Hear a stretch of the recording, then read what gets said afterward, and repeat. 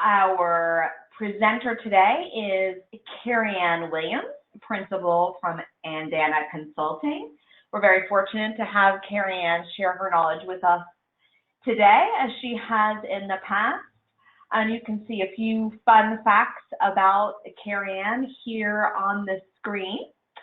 Right now, we're thrilled to have her with us and helping us out to make sure we all have a very successful small business conference. So I'm going to go ahead and change the presenter over to Carrie Ann so she can take it away. Thank you for that wonderful introduction, Anne. I'm going to skip through the introductory slides and dive into the content for you all today. We're here today to talk about how to plan for success at the SAME Small Business Conference in 2019. We're going to spend probably about 45 minutes talking through some ideas about best practices for attending the conference, how to prepare to get the most value out of your time there, what you should bring with you, and then how to follow up when you get back to the office. Like Anne said, if y'all have questions, go ahead and type them into the chat. And when we get towards the end, if there are questions pending, we'll go ahead and go through them together. If you all have questions after this and want to contact me directly, feel free to. But I wanted to work with you today to go through some of what you can expect at the Small Business Conference. And I'm starting off with the question of why are we all heading to Texas? Most of us have local SAME posts that we can attend. There's regional conferences and industry days, but we all get together a couple times a year through SAME national conferences. And the Small Business Conference this year in Texas is going to be such a dynamic event. I don't think there's any replacement for this kind of a conference where the industry and government get together. We share our industry knowledge, we share forecasts, we get new relationships, and we work together to figure out how we can do business and prosecute the work that our government has ongoing. There's such a collective energy at the conference. You feel it as soon as you get to the conference center. You get through registration, the exhibit hall floor is lively, the networking sessions are engaging, and the educational sessions are full of content that's really valuable. And like I said, there's really nothing like an event like this. It definitely helps build energy around the opportunity for new work and some creative energy around how we can work together. So when we all get to Texas, we'll probably see people that we see back at our local posts, but we're going to see folks from across the globe that are coming together to learn more about how to do business with each other. So for those of you who have not attended the Small Business Conference before, I wanted to give you some highlights about what you can expect at the conference. Early mornings are definitely part of the plan. We only have a few days together, and the SAME schedule is pretty packed. I think we start at 7:30 or 8 o'clock every day with networking breakfast at the exhibit hall. If you're a first-time attendee, there is an early morning first-time attendee breakfast on Wednesday that you can sign up for, and I encourage you to do so because the SAME staff will pair you with a mentor, and you'll be able to meet people there that can help you navigate the conference and get some value out of it that you might not normally get. There's also some late evenings if you're so inclined. Many folks take the opportunity to continue the networking that ends of the day at the exhibit hall and continue it through a meal at a restaurant with potential teaming partners or folks that they've already been working with. Sometimes there's hospitality suites, and there's always the hotel lobby where folks continue the energy and the networking and the relationship building that they started during the day. If you attend the Small Business Conference and don't meet someone new, that would be a unique instance, because I think you can't really attend the small business conference without meeting new people. Making new contacts, I think, is maybe most people's goals in attending the conference, is how to meet new people, how to find folks that do the services and perform the services that we need to implement our projects. And then, how can we find new people to partner with that know the agencies that we want to work with, and also meet the folks at the agencies that we want to be collaborating with. You'll also find an opportunity to reconnect with people, folks that you've met at your local post, folks that you've met at previous conferences. It's such a wonderful community that the Society has, and the larger the conference gets, the more opportunity there is for those reconnections to occur. And if you're like me and you're lucky enough to attend the JETC and the SBC, the relationships that you build over time, folks continue to come back, and those relationships continue to be deepened. You can also expect outstanding content. I would argue that the programming at the Small Business Conference has something for everybody, whether you're in business development, whether you're new to federal contracting, whether you're an established federal contractor, a small business or a large, or even an agency. The educational sessions are full of information that's useful for your business. There is engaging networking. Like I said, we start the day with breakfast in the exhibit hall and we end with a networking happy hour. So there's opportunity to connect with new people and reconnect with folks that you know throughout the day. You'll find your networking in the exhibit hall, your networking as you walk from the hotel to the conference center, and you'll be networking as you enter and leave the educational sessions. There's also a lot of sharing and learning. I think that's another reason why we all get together at these conferences, because when we're together as a community, we can learn from each other and share what we know and end up doing better work for the agencies that we collaborate with.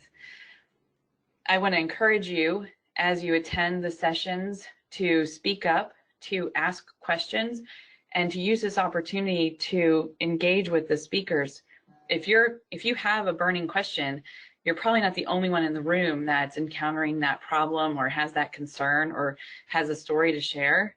And you do everyone in the room a favor when you stand up and ask those questions. So take advantage of that time with the speakers to get the information that you need. You're not going to get that time back. And there's not always opportunity at the end of a session to get one-on-one with the speaker. So take advantage of that Q&A. And I put industry government engagement on this list too, because that's another reason why we're there. You'll see as we go through this presentation, Army Corps districts are there, the Department of Veterans Affairs will be here. This is an opportunity for us as industry to really engage with our government partners. And again, if you're in the business opportunity briefing and you have a question about how they do business, or you need something clarified on what's in their forecast, take that time to ask them, because they're there to give us the information that we need. You can also expect keynote speakers. We've had some dynamic speakers in the past, and this year will be no different.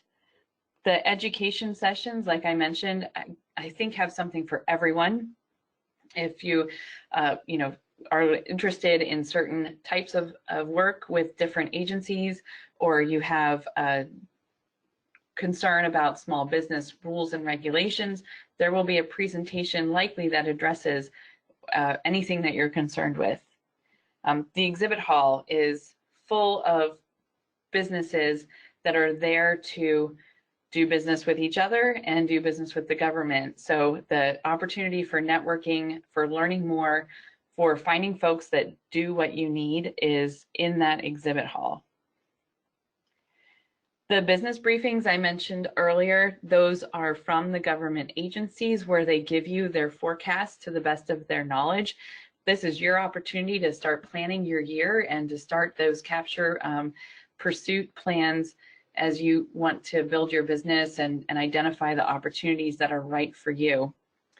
Networking roundtables, we're going to talk about also a little bit later, but these are excellent opportunities to collaborate with agencies and large businesses and other small businesses, all small businesses that are part of the roundtable with you. There'll also be networking receptions and awards presentations. So there's endless opportunity to find something to do at the Small Business Conference. You will not be bored. And I give you all of this information because part of what we're going to talk about today is how to make sure you get the most value out of the conference. And because there's so much going on, you really need to pre-plan. Part of your pre-planning might be looking at what happened last year. Some of the business opportunity briefings might be a little bit vague in terms of what the government will be presenting. They're grouped sometimes by type of project or by location of project. If you're not clear on what a vertical opportunity briefing might be, you can check it out in last year's 2018 sessions. The SAME staff has captured most of everything that happened last year on this year's website. So you can go through, and if you're curious about what something included, go ahead and check out last year's to see if it's appropriate for you to add in this year. It'll also give you a good sense of how you can plan for the sessions that you want to attend this year. Also, last year's program and photos of last year are on the page to help you get a sense of what to expect when you're here. So why are we all going to Texas? It's because marketing is more critical now more than ever. Firms that plan are 3 times more successful at winning contracts and maintaining significant growth over firms who do not. The SAME Small Business Conference, I think many attendees would argue, is critical in their success for winning contracts. It is a strategic conference in identifying opportunities to pursue, identifying teaming partners and small businesses and large businesses that need to work together to position to win the work. And it's a strategic conference in that you walk away knowing the opportunities that are available to you and how to access them and how to position your firm to pursue that work for the remainder of the year or the coming years. So the Small Business Conference is a critical link in most firms that attend their marketing efforts. So using the conference to gather all that information, to identify those opportunities and find those teaming partners is an excellent value that you're not going to find anywhere else. So I want to dive into some conference best practices. These are fairly general best practices, but we're also going to get pretty specific about what the small business conference planning efforts could be for your company. If you're used to attending conferences, some of this will be familiar. If you're new to attending conferences, hopefully it'll provide some guidance for you. And here we can have some thoughts on how to best prepare and to get the most value out of your time there. Again, it's only a couple of days that we're together, and as you can see from this photo, the exhibit hall is full of booths. There's a lot of activity, and outside of this are all the educational sessions. So you want to make sure that you plan ahead to maximize your time at the event. As you prepare for any conference, you're going to want to set conference goals. I think most people coming to SBC, their goal is networking, finding those other businesses that they need, finding firms that are familiar with the agencies that they want to work with or that are incumbent, and also networking with the customers that we all work with that are there on site or that are giving briefings. I think other goals include, identifying those opportunities and getting the forecasts, as well as just some educational sessions, learning things that you don't know so that you're business can be positioned to win the work that you want. As you prepare for the conference, you want to keep those goals in mind, and as you build your conference plan, and we'll go into all the different pieces that go into that, but as you build your conference plan, keep those goals in mind. You might be there looking for your next key project manager. You might be there looking for somebody that does surveying in the Northwest, or you might be looking for hub zone firms because your customer needs those and you want to bring them to the table. Whatever those goals are, keep them in mind as you build your conference plan and the materials that you're going to bring with you. I want to encourage everybody as they plan for the conference to focus on relationships and not sales, and focus on quality over quantity. If you leave the conference identifying some very strategic alliances and some strategic people that you need to partner with, and you've got a handful of those, that's much more valuable than coming back with a stack of 4,000 business cards and not really deepening a relationship with anybody. Most of the folks at the Small Business Conference are there to do business together, and they want to help each other out. So you're bound to find the people that you need if you focus on building relationships and learning about what other people are doing and not always making a sale.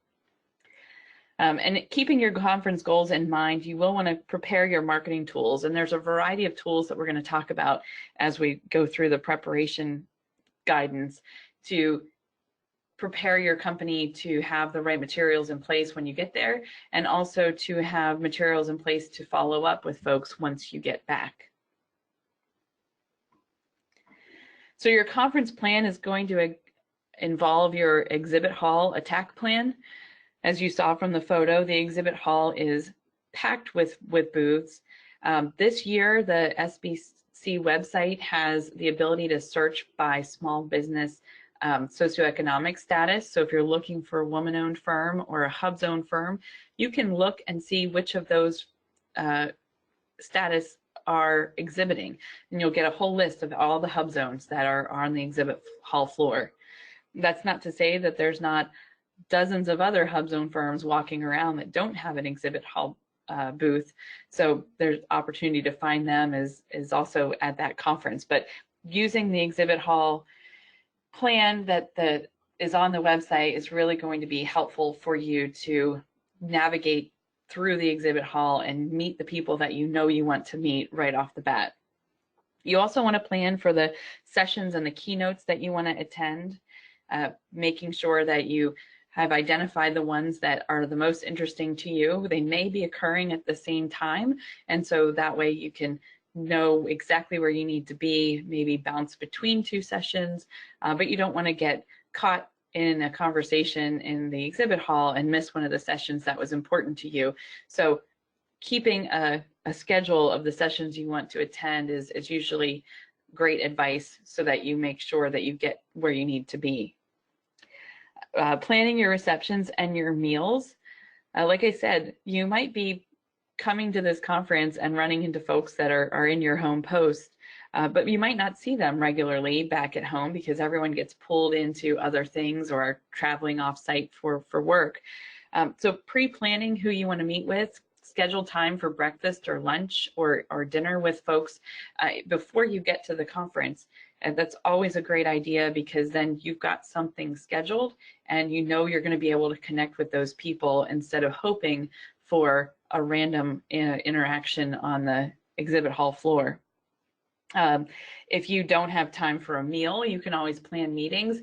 As we talk about going to the exhibit hall and planning who you want to meet with, you can arrange for time to meet with people at their booth, which is also a great idea because they should be in their booth, and that way you guys have time to talk and can step away and discuss the business that you need to.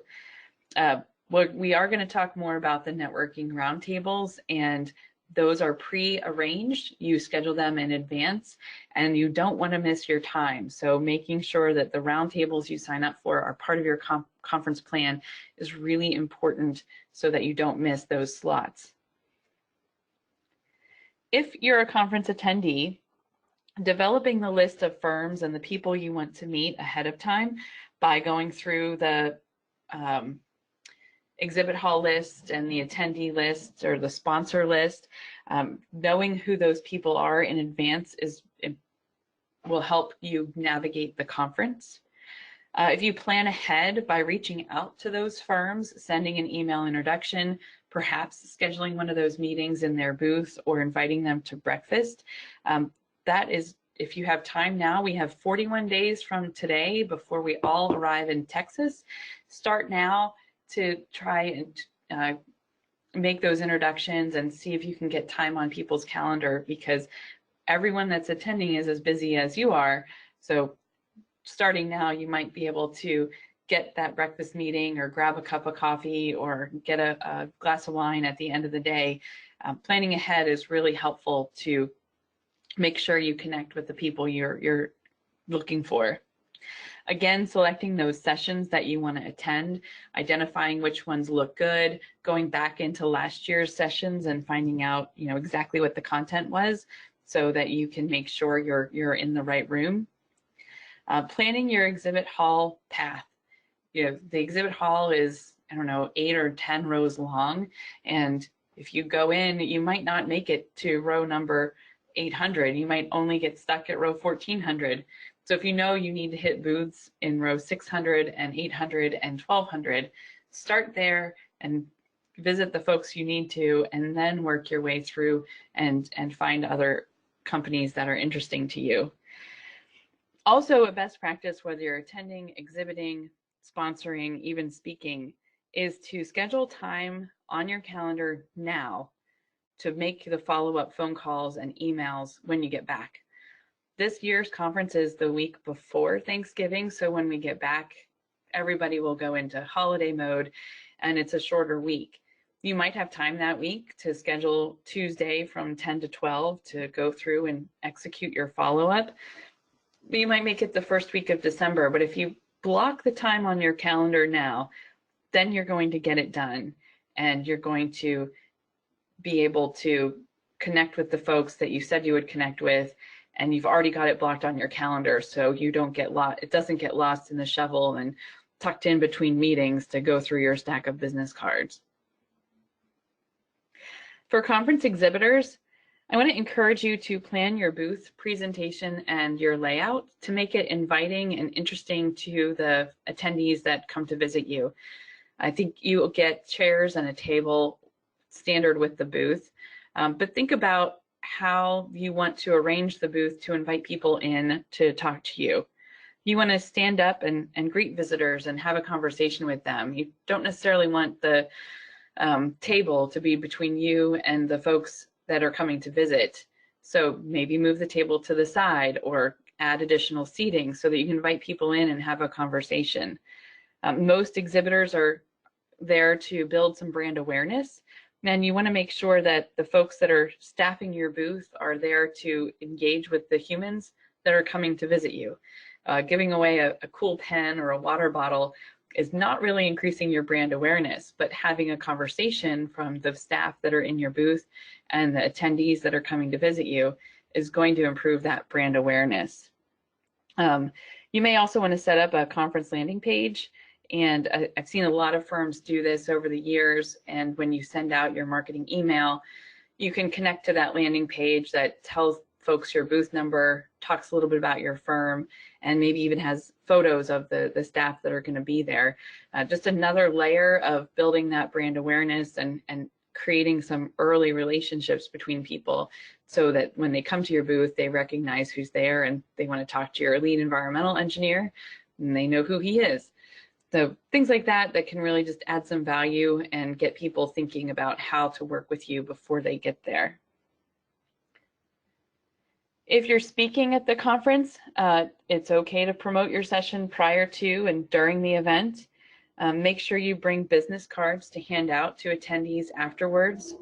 Going to the speaker ready room and getting familiar with the space where you're going to present is a good practice. Getting to the room early, making sure the laser pointer works and familiar with the AV equipment is going to help make you feel more comfortable. Also, anyone that arrives early that wants to speak with you one-on-one might have that time. We don't always have time to stay after sessions for individual one-on-one conversations, though it does happen because the sessions are so packed and there's so many great ones. We can't hang out in the room afterwards too long. So maybe move the conversations outside so the next speaker can get in and get set up. Also, similar to exhibiting, if you have a speaking landing page where folks can go and get your bio and learn more about you, maybe download a handout or something like that, that's always a nice touch for speakers to have so that people attending the session can have a place to go to follow up and learn more. Like I said, SAME has provided us with some excellent tools to help us market our conference. Whether we're attending, exhibiting, or sponsoring, they have ready to go marketing toolkits and social media graphics on the SBC website. You can go there and download them right after this webinar ends, and you can save them to your computer. They have some that are customizable. You can add your logo or photos to them. Take advantage of this and spread the word that your company is participating in the Small Business Conference. It's helpful for other attendees to know that you're going to be there, but also for your general marketing list, just to show your firm is participating in industry events. I mentioned earlier the exhibit hall, interactive exhibit hall plan on the website. This is a screenshot, but if you've all been to the website, and if you haven't, I encourage you to go. Again, you can click on the individual booth and find out who's exhibiting there. You'll get the firm name, their firm bio, their NAICS codes, their socioeconomic status, and a point of contact or their website address. You can also, like I said, search by the individual firm name to see who's exhibiting and find out where they are. You can also search by NAICS codes. So if you're looking for general contractors or environmental firms, you can enter the NAICS code and it'll pull up a list of the firms that have identified that NAICS code in their package. Again, you can also search by socioeconomic category for service disabled or hub zone. So you can really develop some very targeted lists depending on the business needs that you have.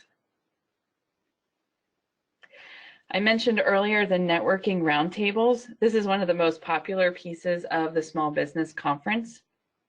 This year, the registration will be opening later this month.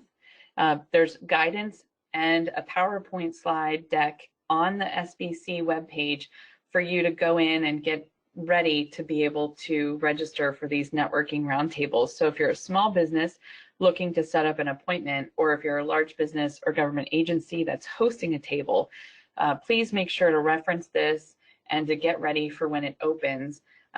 They're first come, first serve. And so we want to make sure that you get your profile set up and get your appointments scheduled, and then add them to your calendar so that you don't miss out on your opportunity to participate in these.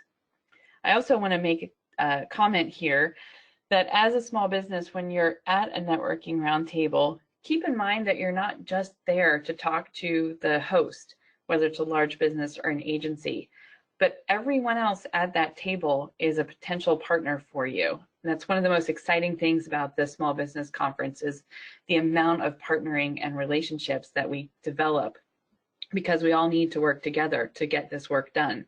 So as you're preparing to attend your networking roundtable and what you want to learn and what you want to share, keep in mind that the person sitting next to you could also be a dynamic partner, and you're not just there to talk to the host, but you're talking to everyone at that table with you. This year, there's also guidance on the SBC website to look at the Army Corps districts that'll be there and the Department of Veterans Affairs personnel that will be there. Both agencies have booths throughout the exhibit hall. You can download and get a list of where their booths are, again, so you can make that exhibit hall plan and you know where you need to go. You want to hit the North Atlantic Division for Army Corps and VISN 22 for the VA. You'll know where those booths are and you'll know how to get there and where you need to go once you enter that exhibit hall. These are great tools to have. For those of you that have gone to the SBC in the past, last year, the Department of Veterans Affairs participated with us, and this year they're integrated with us, and their construction and facility management personnel are going to be, on the exhibit hall floor in the VA booths so that we can interact with them as we would with the other agencies that participate. So it's a pretty exciting and development for this conference. So you'll get opportunity to hear from them in the business briefings as well. So what to bring with you? I think I mentioned already, you need your calendar and your schedule. You want to put on that calendar any pre-meetings that you've scheduled, the breakfast meetings, lunch, or booth meetings where you're going to stop by. If you're participating in those networking roundtables, make sure they're added. I always like to add the sessions that I want to go to also to my calendar, so I get an alert on my phone. There is a small business conference app that you can use and identify the sessions you want to attend as well, and you'll get notified that way. I'm a little old-fashioned and program it into my calendar so it pops up on my screen. Also, if I've got a conference call back at the office, I put that on here so that that doesn't get lost in the shuffle and the energy of the conference, so that I know my whole day, every day, of what is happening. And there's also time to build in for walking the exhibit hall, for networking and during meals, for visiting different booths that I didn't plan to visit. All of those things happen as soon as you walk in the exhibit hall. There's so many people, and not everyone is stuck in their booths, but they're all out walking around. And so you want to make sure that you've built in time to experience the conference and to find firms that you might not be targeting to meet, but that you find out that you need anyway. Again, not everyone attending has an exhibit booth, so there's a lot of agencies and a lot of firms walking around that you're going to encounter as you talk to other people and introductions are made. So you want to make sure that you build in time for all of those things to happen. When we go to network, most of the time we have an elevator pitch. And for those of you that do conferences that are 3 days long, giving your elevator pitch over and over becomes very boring. It's boring for you and also boring for the folks that you're talking to. And one of the things that's so exciting about the Small Business Conference and SAME in general is that most of the attendees end up doing business together at some point. We're competitors sometimes, and we're teaming partners at other times, but we all need each other. And we all have a vague idea of what each other does, so you're not talking to folks like you would at a Chamber of Commerce event where you're an environmental engineer and you're talking to an insurance broker or a financial advisor or a grocery store owner. You're here talking to other folks that are government contractors in the architecture, engineering, construction, environmental space. So they have an idea of what you do. And so one of the things that we like to work with folks on is to actually ask a question instead of just saying, I'm Carrie Ann with Andana Consulting. We're a woman-owned business and we help companies position for government contracts. I ask folks, how do you pursue government work? Do you write SF-330s? Do you respond to proposals or something like that, to find out what they do, what I do, if what I do is relevant to them. And if they answer yes, then I can go into a little bit more about who I am and what my company does. Because otherwise, people are just waiting for you to get done talking so that they can tell you what they do. But if you can tailor your pitch, if you're an environmental firm and you say, do you guys deal with NEPA? And they say, oh yeah, we just finished this crazy project and it took 3 months to go through NEPA. Then you can talk to them about that. You've got a foundation for having a better conversation than just exchanging business cards and moving on to the next person. So practicing your pitch in terms of who the people are that you might be encountering and the types of people that you want to meet. If you ask someone if they deal with NEPA and they say, no, I've never heard of it, you're kind of going to know right away that they probably don't engage with firms that are doing environmental work that your firm is doing. So you could just say, oh, that's, I'm Bob, we do NEPA, and, most of our clients deal with these issues. And that person will quickly know that that's not a good, might not be the relationship that they need. They'll either refer you to somebody else, or you can quickly move on. So using the pitch as an opportunity to create a dialogue rather than just an opportunity to tell somebody what you do can make it a little bit more engaging and a little bit more fun. So I encourage you to practice with a version of this that suits your firm and suits the different folks that you might encounter. It's also nice to have this set up if you're in an exhibit hall booth and there's 3 or 4 reasons why people come to your firm. People might stop by the booth because they're dealing with this kind of issue, or they have a project that has this discipline that's needed. So that when people come to your booth, instead of just offering them your cool water bottle, you can say, hey, most people stop by our booth because they're dealing with, PFAS issues, and is that something you guys are encountering? And if they say yes, then you can start a dialogue about that. Or most folks come to us because they need secure facilities constructed. Is that something that you guys are working on? And so then you're already starting a foundation for a dialogue instead of just trying to, get the information out and move on to the next person, but really getting people interested in what you're doing and how you do it. So you have your pitch, you've got your plan, you know who you want to talk to because you've got your you've identified the personnel or the booths that you want to visit or the sessions you want to go to because the speaker is somebody you want to meet. You want to tailor your marketing. And I have capability statements up here because they're generally the standard that folks use at this conference and with federal agencies. And because you know who you want to be meeting with while you're at the conference, keep them in mind as you develop your capability statement to take to the conference. If you have one off the shelf that you developed last year, it might be good enough, but read through it and think about it from the client side, who you're going to be talking to, who you're going to be leaving it with. Make sure it resonates with them. Make sure it shows them how they can do business with you and really demonstrates your capabilities, not just your past performance and your socioeconomic status, but talk about what you've done, how you've done it, the problems that you've solved that might be relevant to the people that you're giving it to. I've also seen as a nice touch for the conferences, because there is so much collateral developed and brochures given away and swag that people pick up, making your capability statement a little bit more portable. Maybe it's an 8.5 by, or instead of 8.5 by 11, it's a 5 by 8 or even a postcard size.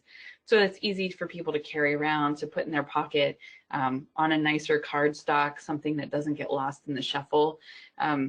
But tailoring that for the conference, you can even tailor your business card for the conference and put information on there that you want to give out.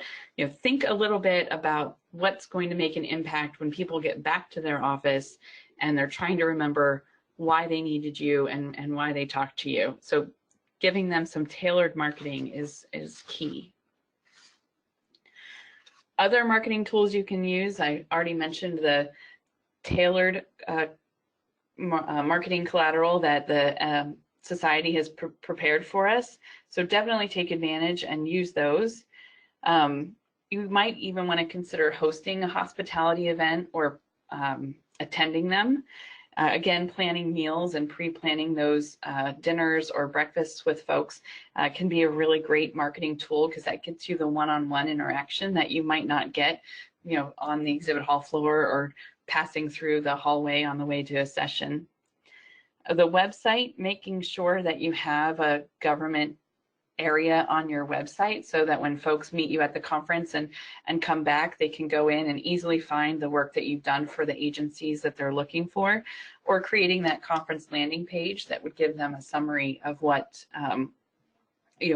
what you guys have done. And maybe that's the website link that you put on your capability statement is the one to the conference landing page, because then again, it's really tailored to these people that you're talking to. Using email, Over the next couple of weeks, we're all going to start getting a lot of notes from exhibitors and sponsors at the conference. So take advantage of that opportunity if you are an exhibitor and you have access to the list, and send it to your general list too. It just helps promote your company and elevate you as an industry expert because you're participating in such an important conference.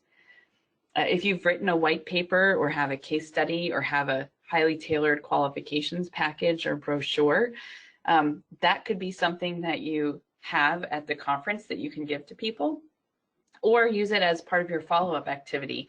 Say, oh, we just wrote a great white paper on that. I'll send it to you when we get back. And that gives you another reason to reconnect with people once you're outside of the conference and back at your office. Just think about the different marketing that you already have and how you can make it very tailored for the conference and use it to your advantage to maximize how people connect with you.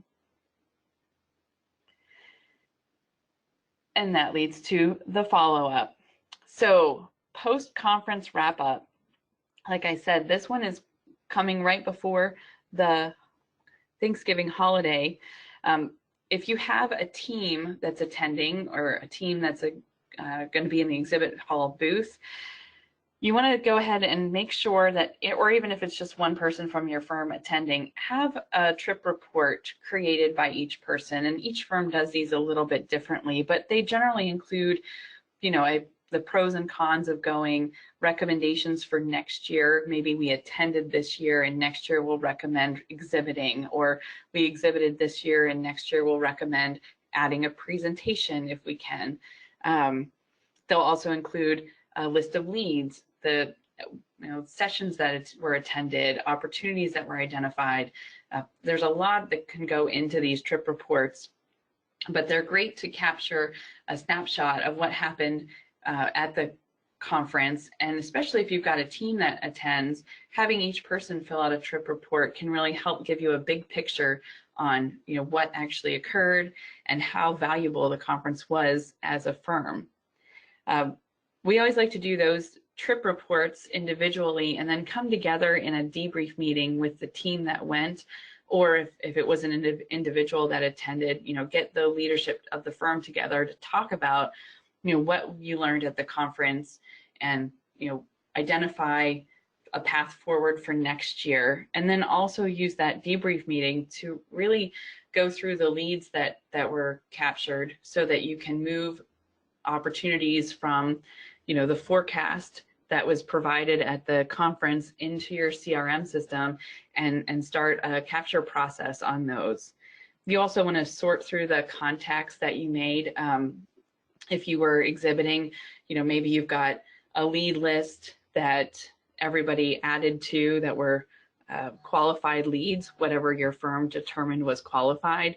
And then you've got the box of business cards for people that dropped into your fishbowl to win an iPad. And those might be two separate buckets of how you sort through the contacts that you made. But as a company, you want to go through and sort through those and get them into your CRM and get the follow-up process started. Again, this meeting you might not need to have right away when you get back, but you could do it in a couple weeks and just to start that process of downloading everything that happened and getting things into the system. Because like I said, this is one of the most strategic conferences for many, many firms. And you don't want to lose the opportunity by not starting a capture process early enough and capitalizing on the value that you got at the conference. For individuals, you might want to send out handwritten notes. Everyone's going to send an email follow-up. Nice to meet you. Here's the brochure I promised. But it might make sense for a personal touch, depending on the contact that you made or the conversations that you had. Those stand out a little bit more than the emails. It's something to consider, not necessary. Sending promised materials. You promised them a white paper, send them the white paper. You promised them a quals package, or maybe you got the opportunities to submit a proposal. Make sure that you get that done when you get back in the time frame that you promised it. Scheduling those follow-up meetings and calls. Again, if you've pre-planned December 3rd from 10 to 12, I'm going to sit down and go through all my business cards and, get people, get re-engaged with people after the conference. This is the time to do that. Make those calls, send the emails, get meetings scheduled, work with your team to identify the leads and, who needs immediate, who needs a face-to-face meeting right away, who needs a calls package, who needs to be entered into the CRM and, get our marketing emails. Those are business decisions that you'll make as a group, and then you want to make sure you have time personally to make those follow-ups, because this is all about relationships. So you want to make sure that you do what you said you were going to do. So to recap, you want to plan ahead and set goals for the conference. You want to create your perfect pitch so that you have interesting things to talk about, and you add a level of curiosity about the person that you're talking to. Focusing on quality and not quantity. Again, coming home with some really solid leads and some key relationships that you needed, that you identified as part of your goals. When you come back with firms that meet those goals, that will result in a very nice conference for you if you focus on the quality and finding those people. Networking, learning, and sharing. Again, using the conference as an opportunity to add value to your peers by asking questions, by engaging in the sessions, by visiting folks in the exhibit hall and sharing what you know and learning from them. That's what this conference is about. And then following up and evaluating what you need to do to move the relationships forward, and then how you're going to participate, either by coming to JETC in May or next year's Small Business Conference. So thank you all so much. That is the end of the formal presentation. I think we might have a couple questions. Yes, Carrie Ann, we do have a couple questions. The questions that have all come in so far are regarding the networking roundtables. If anyone else does have a question, please do submit it via the chat functionality in the GoToMeeting task bar, so we can get to your questions. So I'm going to respond to some of these questions about the networking roundtables. So the networking roundtable appointment requests will open on October 17th. There was a question about what time of day those will open. I would say definitely by noon Eastern time. We always like to do some supplemental testing the day we open, just to make sure that all of the kinks are worked out.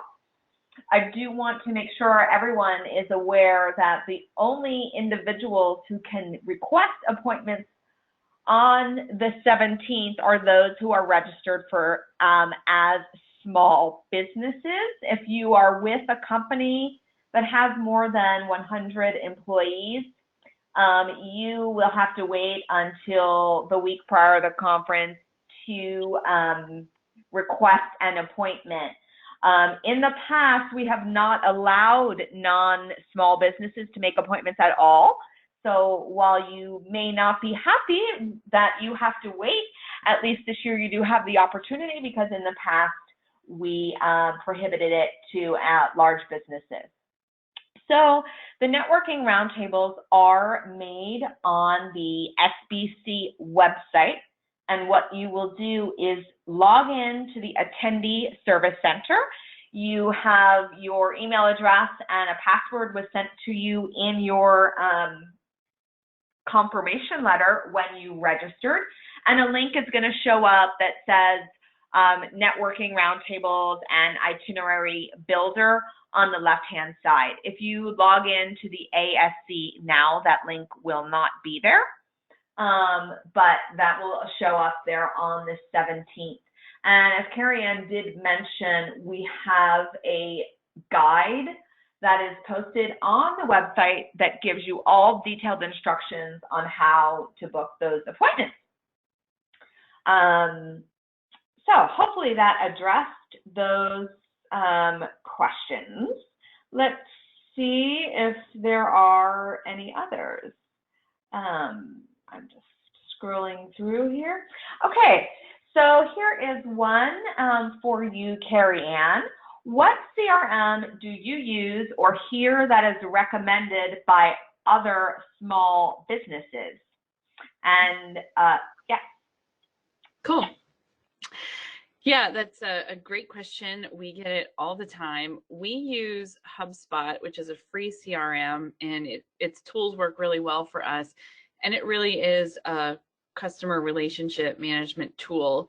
So it's not got any proposal functionality. I think a lot of industry firms use CoCentral or Deltek because they also have built-in proposal management features, and that's appealing to a lot of us that write a lot of proposals. But just for CRM, HubSpot's great. Some folks use Microsoft Dynamics, or I've seen people really do great things with Outlook. If there's someone on your staff that can create a shared contact list in Outlook. I don't know how to do that, but I've seen it done. And that also works really well for some firms. So it could be as simple as setting that up as a shared contact list or an Excel database, just something that can help you capture, who you met, why they were important to you, and how you want to keep in touch with them. And I think that those basics are very important for your CRM system. You don't really need to invest in something like Salesforce or Deltek just to keep in touch with folks. Awesome, great. Well, it seems like we have responded to all the questions that have come in on the chat feature. So I want to thank you again, Carrie Ann, for sharing your knowledge with us. I think a lot of the points you made are so critical to success, especially setting goals ahead of time, because you can't really say whether or not the conference met your needs if you didn't define what those needs were in advance. And I've actually heard that probably 40% of people are not following up on leads that are made at conferences. So just think, if you do and some people aren't, you have already got a leg up on the competition. All that being said, just so everyone on the line is aware, we are having one more preparation webinar. That is on November 7th, and that will go over all of the logistical information that you need to know about preparing. So some of that is really how to leverage the website, as Carrie Ann mentioned. We have an interactive floor plan where you can search exhibitors. We're going to show you how you can build a customized itinerary along with a map to plan your time in the exhibit hall. We'll demonstrate again how to use those networking roundtables and some other tools that we have going on. At the moment, we have just over 2,000 people already registered for SBC, and based on prior year history, we are expecting a total of about 3,800 people. So again, with so many opportunities there, it really is critical to put into play all of the great tips that Carrie Ann shared with us today. So thanks so much again for joining us today. Thank you for registering for the Small Business Conference. We look forward to seeing you in Dallas. Again, we have recorded this webinar and we will be posting it on the SAME YouTube channel. So if you want to revisit all of the great tips, you can do that. Thank you so much. And from the SAME National Office, we appreciate you. Thank you and have a great afternoon. Bye-bye.